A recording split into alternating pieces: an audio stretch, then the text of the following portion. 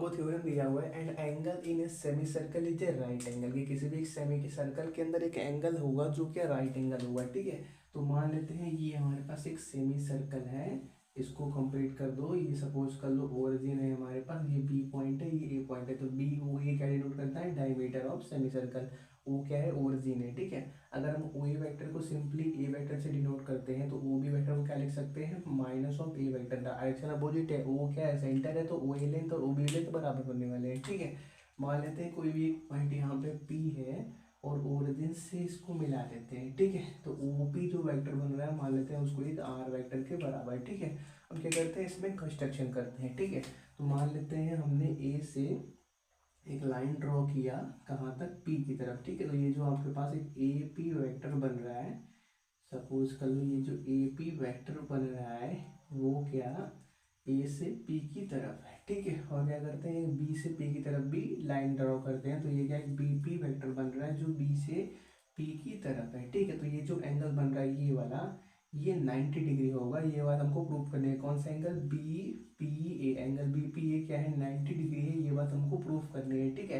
तो हम क्या करेंगे, डॉट प्रोडक्ट का यूज करेंगे, ठीक है। तो देखो डॉट प्रोडक्ट क्या बोलता है, अगर दो वेक्टर परपेंडिकुलर है तो उनका डॉट प्रोडक्ट 0 के बराबर होना चाहिए, ठीक है। तो हमको देखो ए पी और बी पी का वैल्यू पता नहीं है तो पहले निकालना पड़ेगा, ठीक है। तो देखो पहले बात करते हैं ए पी वेक्टर के बारे में। तो ए पी वेक्टर मतलब ए से स्टार्ट हुआ पी की तरफ गया, तो इसको क्या लिखोगे आप, position vector of P minus position vector of A, ठीक है। तो देखो पोजीशन वेक्टर पी के बारे में बात करें तो पी का पोजीशन वेक्टर कितना है, ओ पी के बराबर है, मतलब सिंपली आप इसको ओ पी लिख लो, माइनस पोजीशन वेक्टर ऑफ ए का पोजीशन वेक्टर किसके बराबर है, पोजीशन वेक्टर का मतलब ओरिजिन से वो कोई एक पॉइंट है वहां तक का एक डायरेक्शन में एक वेक्टर है, ठीक है। तो देखो पोजीशन वेक्टर ऑफ ए का मतलब सिंपली ओ ए वेक्टर, ठीक है।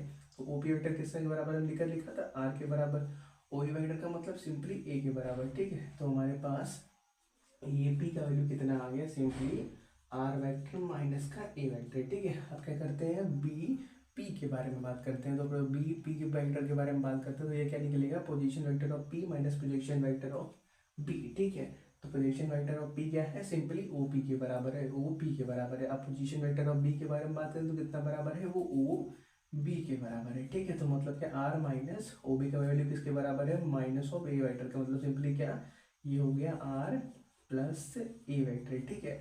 तो देखो हमको क्या मिल गया, ए पी वेक्टर भी मिल गया और बी पी वेक्टर भी मिल गया। हम क्या करते हैं, दोनों का डॉट प्रोडक्ट कर लेते हैं, ठीक है। A P dot B P कर लेते हैं, ठीक है। कितना मिलेगा हमको, आर माइनस का ए और क्या डॉट प्रोडक्ट कर लेते हैं इसका आर प्लस ए के साथ, ठीक है। तो देखो हमको क्या मिलेगा, हम नोट कर लो, रब कर देते हैं नीचे का। तो देखो यहाँ से क्या मिलेगा हमको, पहले आर डॉट और मिलेगा, तो आर डॉट आर मतलब क्या, मॉड मार का स्क्वायर, फिर क्या मिलेगा प्लस आर डॉट ए मिलेगा, ठीक है। फिर क्या मिलेगा, minus of A dot are मिलेगा, फिर क्या मिलेगा, minus minus plus minus minus क्या मिलेगा, मॉड ए का स्क्वायर, ठीक है। यहाँ पे ये है, यहाँ पे भी ए है, तो क्या मिलेगा, सिंपली मॉड ए का स्क्वायर, ठीक है। तो देखो ये और ये तो कैंसिल होने वाले हैं, और देखो यार मॉड ए का स्क्वायर मतलब कि पहले अलग लिख दो, सिंपली इसको आर स्क्वायर लिख दो, माइनस का ए स्क्वायर लिख दो, मैग्नीट्यूड है ना, मॉड का मतलब मैग्नीट्यूड।